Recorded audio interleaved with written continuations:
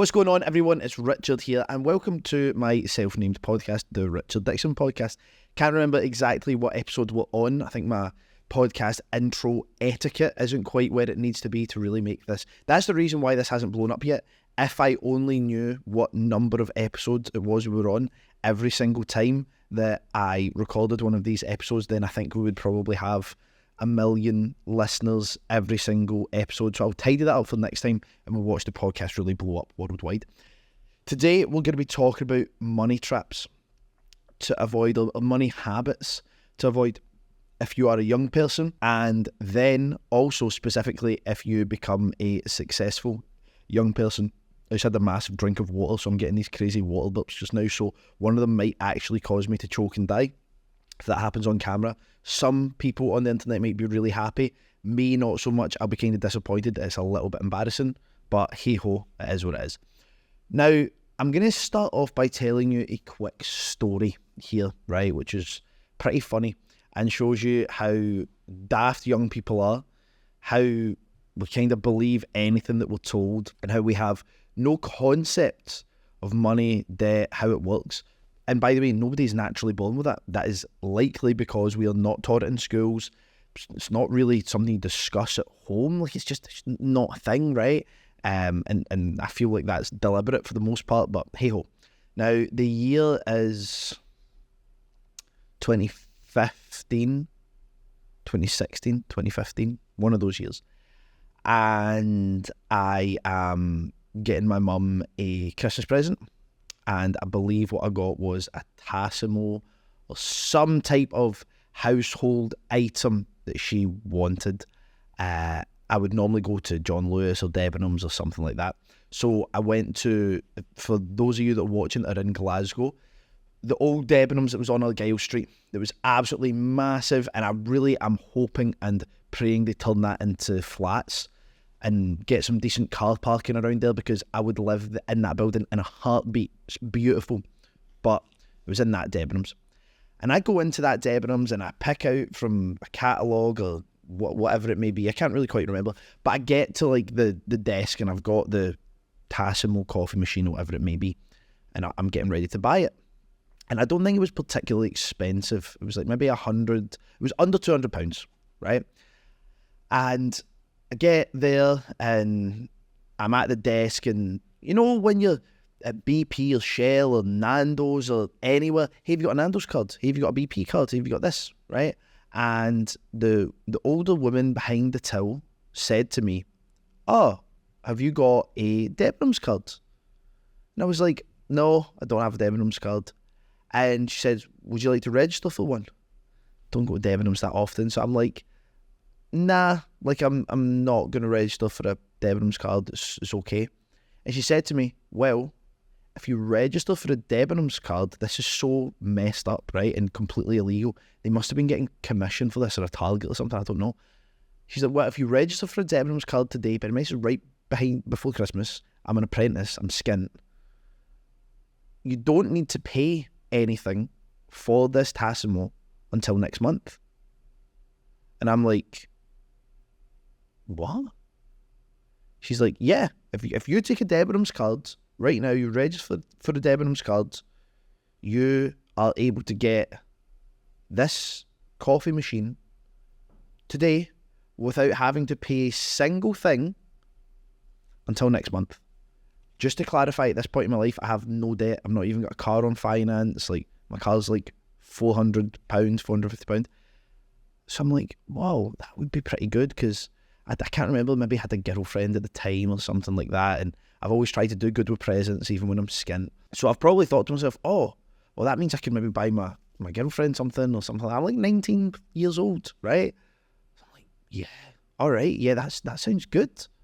So I'm expecting that, like, stupid me, I'm expecting her just to take a couple of details and like send me out the shop. But she's like, "Okay, can you come with me just now?" She takes me away from the till, and I'm like, what the hell's going on? And she goes at the back and she comes out with triplicated paper. So if you don't know what I mean by that, it's like when you write on one sheet and it copies it onto like 2 sheets behind it, so there's like 3 copies.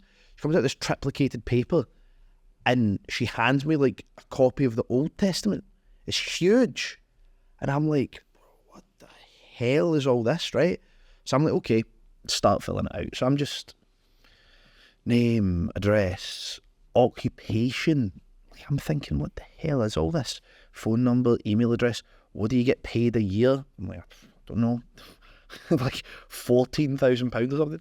Like filling it all out, right? Then it's like, what bank are you with? RBS. What's your sort code? Sort code. What's your account number? Account number. I fill out this whole thing, right? I don't know at this point. Some of you guys will be watching this and laughing just now. Some of you might be watching and not understanding, like I was. I didn't realise I was filling out a credit application. Obviously I'm ticking boxes that say, do you realise there's a credit application? I don't know what that means. I'm just filling this thing out thinking, nice, I don't need to pay anything for this, right? So she's like, it takes me 15 minutes to fill all this out. Then she says to me, let me take this away. I'm going to come back. Okay. She's going away to check that I qualify for this. She comes back. She says, that's amazing, Richard. Well done. Here's a little copy of what you need. And I'm like, okay, I put it in my pocket. And she hands me like a paper card, like a temporary card. She says, there's a temporary card. It's got your application number on the front.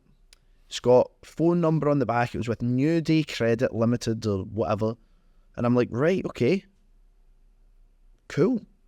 So I've got this thing and I leave with the coffee machine. I get a thing sent to my house. I'm expecting they're going to phone me or whatever to like collect money off me or to get me to go in and pay. I am clueless about this. Completely clueless. And I go home and I give my mum the coffee machine for Christmas. She's very happy and that's it. And that month, I didn't realise that in what I've been sent logins and online portals and all these different things, but I've not even read it properly. I've just kind of looked at it and went, oh, it's stuff from New Day, Debenhams, like fine, whatever. Like I've not even looked at it properly. And I totally forget about it, right? I completely forget about it. They've not contacted me that month. I'm like, all right, okay. I've not had any text messages, phone calls, nothing. Another month goes past, another month goes past. And a letter comes to the house and it's like, you're in arrears on your credit account. I know what arrears mean. I'm like, a credit account? I don't have a credit account. Like I've never had, to this day, as I speak to you right now, I don't have an overdraft on my bank. I've never had an overdraft on my personal account. Never had an overdraft on any of my business accounts. Zero, right? So I'm like, I don't have a credit card. I don't have any finance. I'm debt free. Also have no money, but I'm debt free. So I phone up the number and I'm like, hey, I just got this. They're like, what is this? The woman's like, oh, like you took a Debenhams credit card and you made a purchase on it at Debenhams and I'm like, oh, I took a what? A Debenhams credit card? No, I didn't. I took a Debenhams card. No, you applied for a Debenhams credit card. I'm like, no, the woman behind the desk, she said to me it was a Debenhams card. I have no credit cards. I don't have a clue what you're talking about. The woman's like, go onto this website. You've got login details that was sent to you, all this kind of stuff. So I compile all the details. I managed to log in. I'm in this online portal. And bear in mind, I paid 180 quid for this. I would have paid no interest on it, I guess, if I'd made the payment before the end of that billing period. But I'm sitting and I'm looking and it's like all red and scary. Your account is in arrears. So I'd missed the payment 3 months in a row or something at this point. So I've been charged a £12 a month missed payment fee plus all the interest and stuff. So it's 180 quid, I think, was now at like £300, £350, something like that. I didn't have that. So I'm looking at this and I'm like, what the hell is going on here? Now I make a payment, a minimum payment, I phone them and I'm like, guys, I didn't know that this is what I was getting. Like, I've been missold this. Bear in mind, my income at this point would be like super low, like really, really unimpressive. And I had a lot of outgoings, like I paid my car insurance monthly and stuff like that. Like I never really had much money. And they gave me a £3,500 credit card. £3,500. Now, I don't know if this is true, but I've heard stories of like people when they apply for car finance and they say to the person who's helping them with the application, so what's your yearly income? Oh, it's £50,000 a year, no problem. And they put in 75,000 or whatever, right? Like I've heard stuff like that. I don't know if this woman's went in the back and said I earn more than what I actually do earn, because I'm thinking, how the hell can I have a £3,500 or £3,000, whatever it was, credit card in my name? So I managed to pay it down and all that kind of stuff, and I speak to them on the phone, and they like organise a kind of thing for me where I can pay it down and all that kind of stuff. But then I had this credit card. Now here's the funny thing. I'm going on to my Apple Pay just now. What does this say? I don't know if you guys can see it. Maybe if I pull it back here. It's too bright. Can I change the brightness and you might be able to see it? That is the Debenhams card, right? It's focused on me, but I've still got that card, right? The credit limit on it now is like £10,000 or something.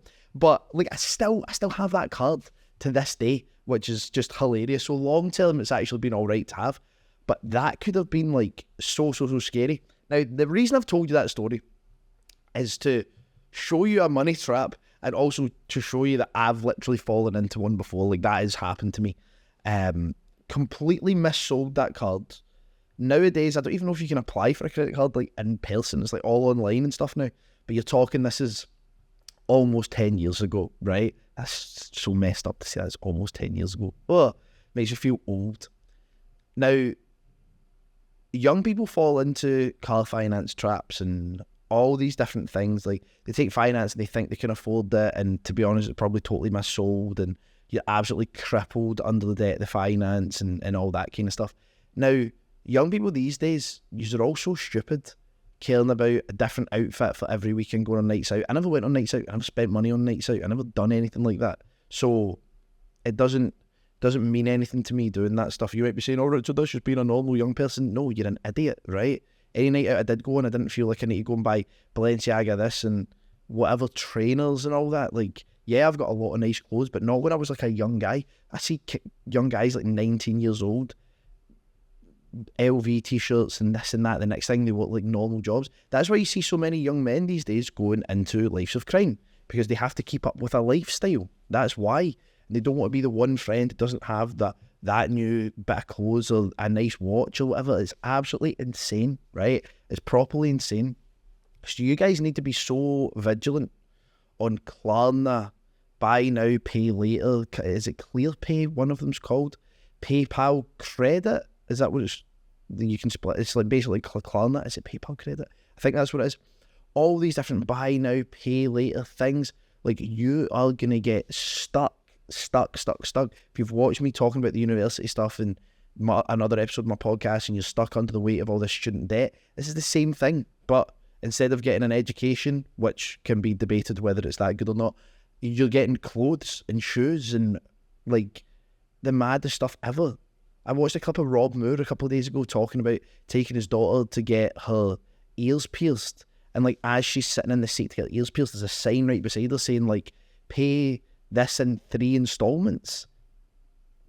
Like, it's just absolutely insane. They're setting this all up now so that credit becomes totally normal, so that you continue to take more and more and more over time, and you never feel that you can leave your job, and you're always at the mercy of the system, right?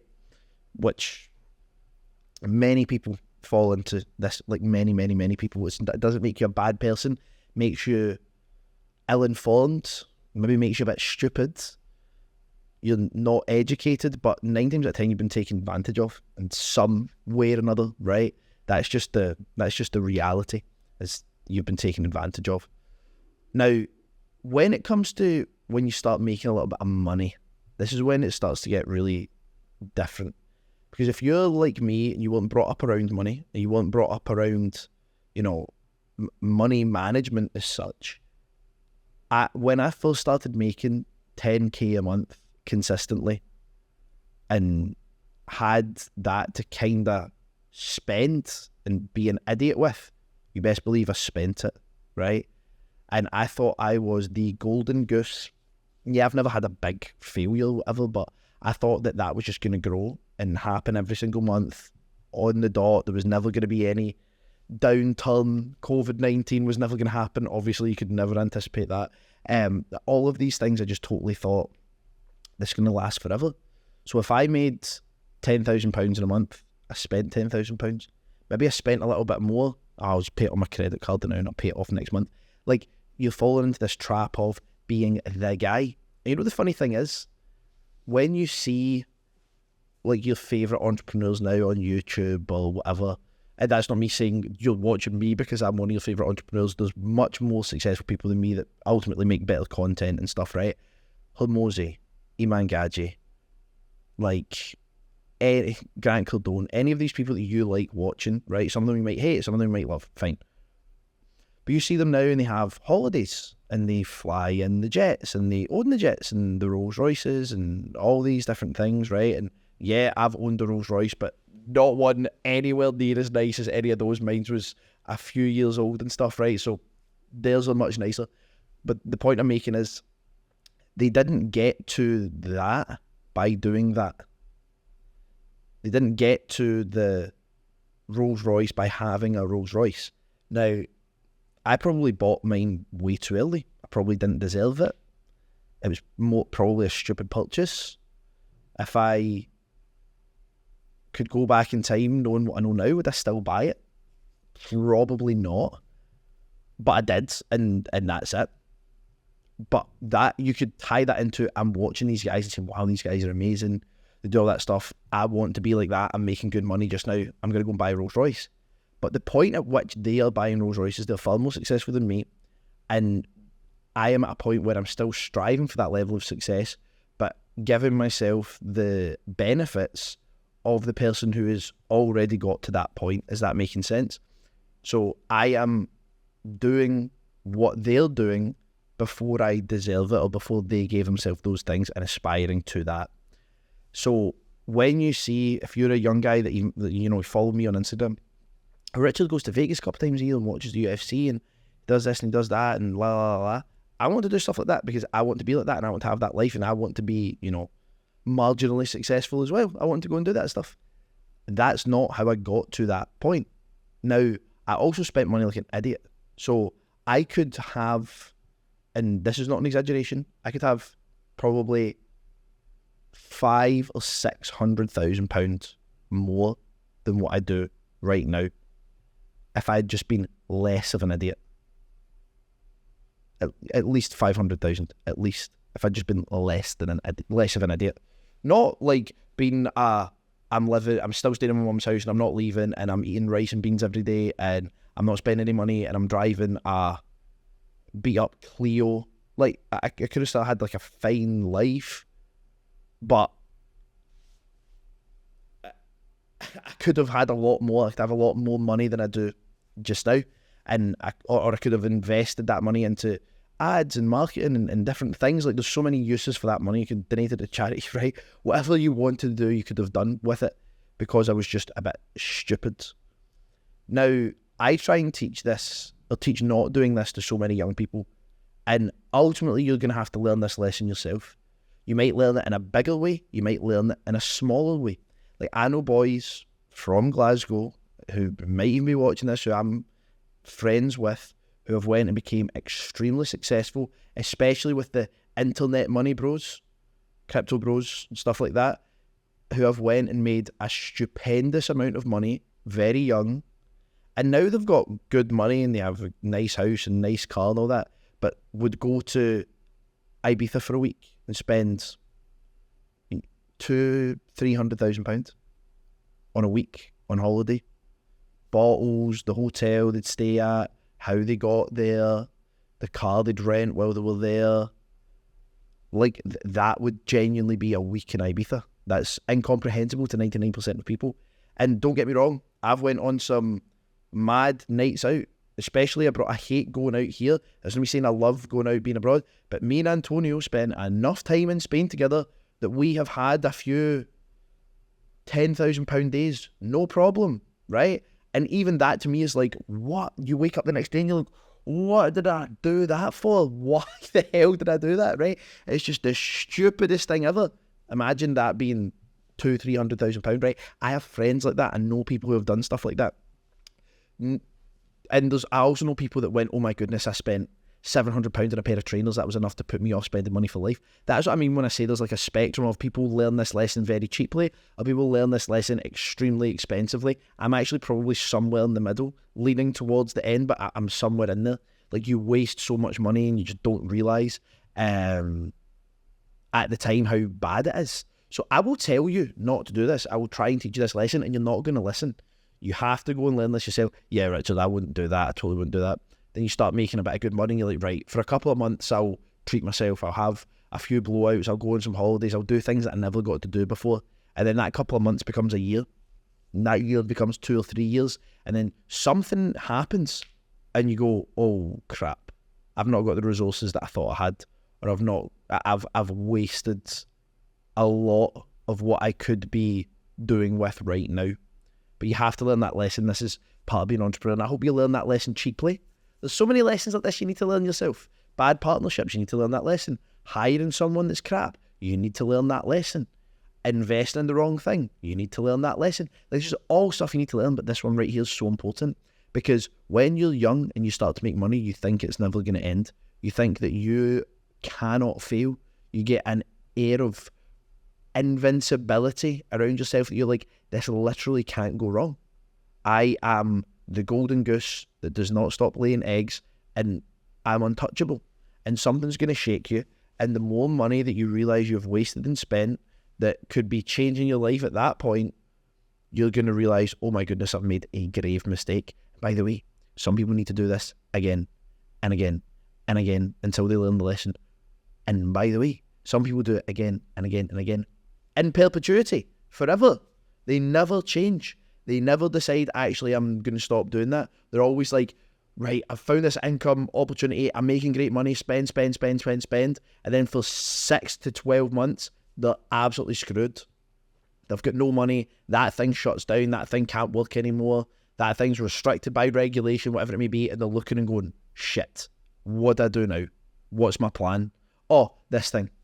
Do that, get it up and running, and they're good at sales, or they're good at team management, and they're good at promotion, they're good at running ads, whatever it might be, so they're able to get it off the ground. Spend, dead. And that process just keeps on going, right? You will learn this lesson. You might be looking down the camera just now, or looking at me through the camera and thinking, Richard, shut up, I'm never going to do that. 99% of you are, especially if you're a young person, especially if you're a young man. You're going to do it. You're going to want to be, maybe this wasn't really me, but you're going to want to be Jack the Lad on the night out. You're going to want to be in, if you're in Glasgow, in the Kongs and the Sanctuaries, places that I've been in Kong twice in my life, right? Once with Antonio for the Exceed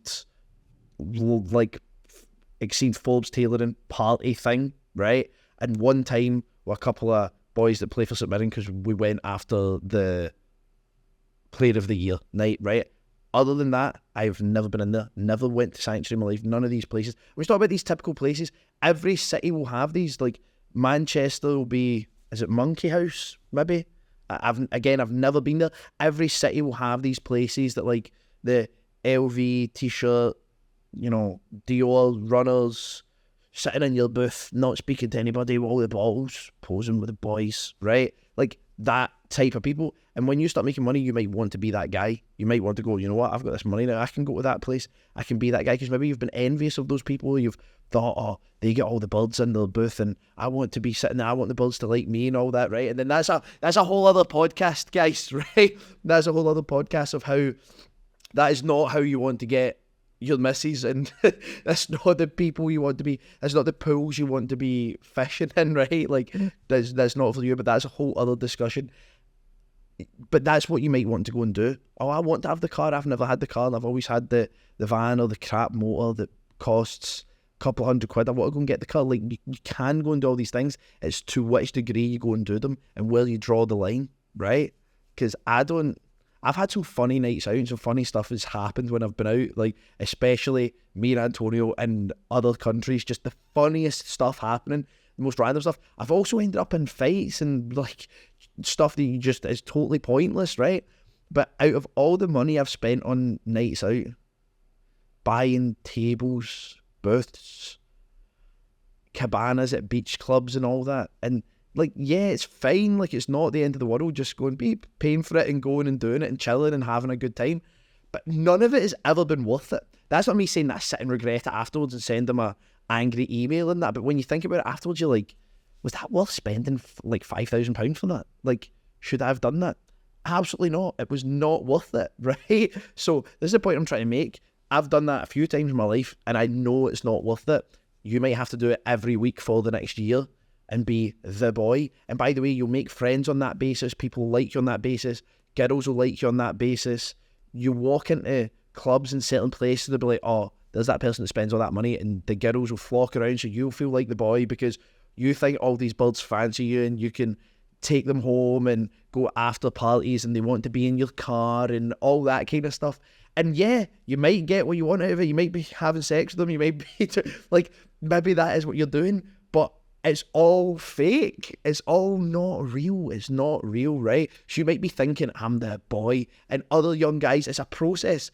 Who you used to look up to, you then graduate to being that guy, then young guys are looking up to you. How does he get all the birds, and how does he get, like, it's just a cycle of, it's just this process that continues forever. And you may need to do that every week, and then you're going to realise, in fact, I don't want to do that anymore. Then you realise the girls never actually did like you. They just wanted you to buy the bottles, and they could pose in your booth and take selfies in your car and be at your house because you're the guy of the time. And then all the boys you've become mates with because you're the mate that goes out and buys bottles and goes, oh, don't worry, bro, take a bit of that, I'll pour that in your glass. No, you don't need to buy it. And, oh, thanks, bro, thanks.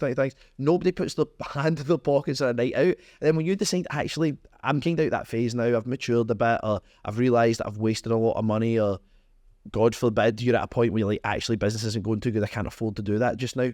All those people are going to go, oh, Richard's not going out anymore. Like, he's not buying bottles and that. It's fine. Someone else will be. These people are snakes, leeches. The birds will go to the next guy that has a booth and bottles and a nice car and a nice house. All this stuff is fake. You're going to need to learn. This is a hard lesson to learn financially. It's a hard lesson to learn socially. It's a hard lesson to learn romantically. But you're going to have to learn it at some point. Now, you might be more cautious now that you've listened to this. You might be a little bit smarter now that you've listened to this. But you're going to have to learn it in some way or another. You have to go through it. Whether it's, oh, I went out last night and I got drunk and I woke up this morning, I've spent £4,000. I don't have a clue how I've done it, but I'm never going to do that again. And not one of these people that every Sunday, oh, I'm never drinking again in my life. Oh, I'm never going out again in my life. Next weekend, Friday, Saturday, they're out blazing. And they do that every single weekend, right? I'm talking about one of these things that like scares the shit out of you. So you go, nah, I'm never doing that again. I'm never buying that. I'm never buying that car. I'm not wasting that money on clothes again. Like, what's the point? Like, if you looked in old videos of mine and old photos of mine, I was always like, and I'm not saying like it's the most expensive stuff in the world, Stone Island cargos, Prada trainers, like Gucci hoodie, Rolex. I have got no watch on just now. Primark, Growth Getters, Primark joggies, Primark boxers, 95s, hyper turquoise, bad boys, right? That I didn't buy. They were a gift, right? So, and by the way, do I still have pairs of Amiri jeans cutting about and Gucci hoodies, Gucci jackets, Stone Island jackets, Prada jackets, nice watches? Of course I do. But it's not my identity anymore. I don't need to show that to anyone. I don't need to do that.